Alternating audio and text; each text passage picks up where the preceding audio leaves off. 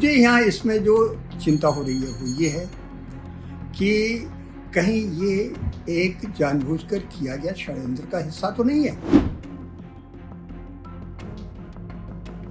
हमारे प्रधानमंत्री G7 की मीटिंग में भाग लेने जा रहे हैं कनाडा, और जाते समय वो साइप्रस पर रुकेंगे। साइप्रस वो जगह है जहाँ पर एर्दोगन ने, टर्की ने उत्तरी हिस्से में कब्जा कर रखा है, जैसे पाकिस्तान ने हमारे पाक ऑक्युपाइड कश्मीर को ज़बरदस्ती बेरहमी से रोक रखा है।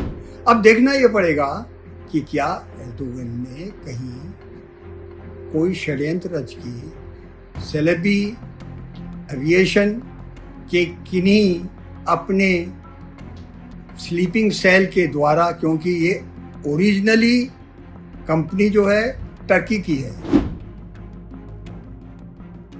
नीचे आते समय भी पायलट पूरी ताकत से उसको ऊपर उठाने की कोशिश कर रहा था। ऐसा इसलिए सिद्ध होता है, उसका जो वीडियो देखा है उसमें अगला हिस्सा विमान का ऊपर उठता हुआ दिखता है।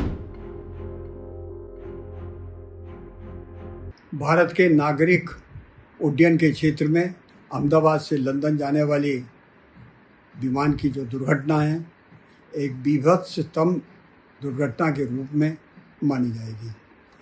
इस विमान दुर्घटना के क्या कारण हैं? जो डेटा फ्लाइट रिकॉर्डर मिला है, ब्लैक बॉक्स, उसकी जांच पड़ताल के बाद और संबंधित अधिकारियों के द्वारा बारीकी से, NIA भी इसमें इन्वॉल्व है, बारीकी से इसका परीक्षण करेगा, पता लगाएगा। एक उच्च स्तरीय कमेटी भी बन गई है जो ये इस बात की सिफारिश करेगी भविष्य में ऐसी दुर्घटनाएं ना हो, उसके लिए क्या उपाय किए जाएं। हकीकत में इसकी जो उड़ान भरी गई थी, उस उड़ान में अगर देखा जाए तो 600 के ऊपर जब ये फीट ऊपर पहुंच गया था प्लेन, इसने अपनी एनर्जी खो दी थी, नीचे आने लगा था। लेकिन नीचे आते समय भी पायलट पूरी ताकत से उसको ऊपर उठाने की कोशिश कर रहा था।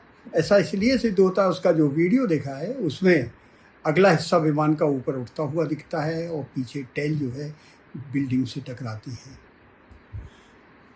इस से ये पता लगता है कि पायलट अंतिम क्षणों तक, मेडे कॉल देने के पहले तक उस विमान को ऊपर उठाने का प्रयास करता रहा। लेकिन विमान ऊपर क्यों नहीं उठा, क्या कारण था, ये जांच के बाद तो पता लग जाएगा।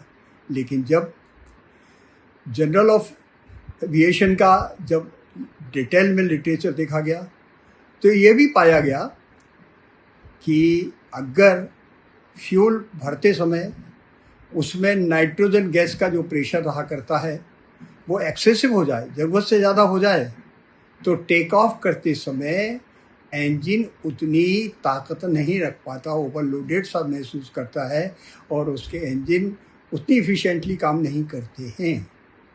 ये एंगल भी अपने आप में बहुत महत्वपूर्ण है। निश्चित ही जांचकर्ता लोग इसका भी ध्यान रखेंगे, पर मुझे यहाँ इसमें जो चिंता हो रही है वो ये है कि कहीं ये एक जानबूझकर किया गया षड्यंत्र का हिस्सा तो नहीं है। ऐसा मेरे दिमाग में क्यों आया? वो इसलिए कि देखिए, हमारे प्रधानमंत्री G7 की मीटिंग में भाग लेने जा रहे हैं कनाडा, और जाते समय वो साइप्रस पर रुकेंगे। साइप्रस वो जगह है जहाँ पर एर्दोगन ने, टर्की ने उत्तरी हिस्से में कब्जा कर रखा है, जैसे पाकिस्तान ने हमारे पाक ऑक्युपाइड कश्मीर को ज़बरदस्ती बेरहमी से रोक रखा है।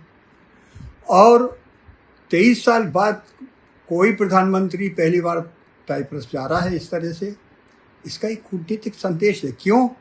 कि एर्दोगन ने हमेशा भारत के विरुद्ध अपनी जो राजनीति खेली है, पाकिस्तान को खुला समर्थन दिया है, कश्मीर के मामले में हमेशा उलझुल बकते रहते हैं। और अभी जब ऑपरेशन सिंदूर हुआ तो जितने भी ड्रोन आए थे सब टर्की ने सप्लाई किए थे। तो ये एक डिप्लोमेटिक भाषा में उनके लिए ये एक जवाब है कि जब आप हमारे यहाँ इस तरह दुश्मन के साथ सहयोग कर सकते हैं तो हम भी कूटनीतिक भाषा में आपको सचेत कर रहे हैं। न केवल इतना, भारत सरकार ने जो सेलेबी एविएशन नाम की कंपनी है, जो कि मूल कंपनी टर्की की है, यद्यपि वो दुनिया के कई देशों में, जर्मनी सहित, इंडोनेशिया सहित 70 से अधिक हवाई अड्डों के ग्राउंड की देखभाल कर रही है।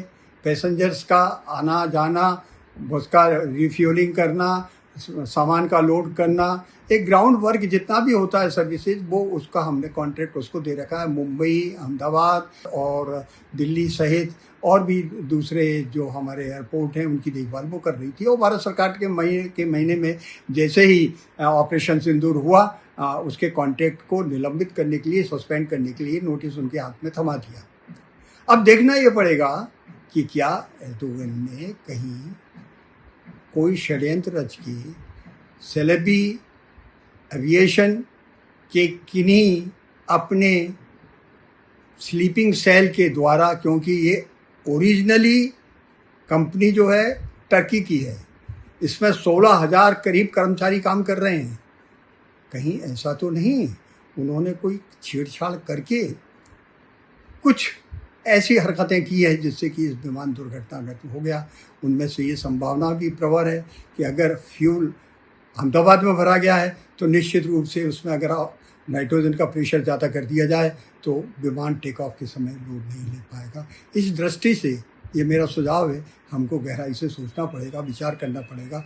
और जांचकर्ताओं से निवेदन है कि उस एंगल से भी देखें कहीं इसमें किसी तरह की शरारत तो टर्की ने नहीं की है।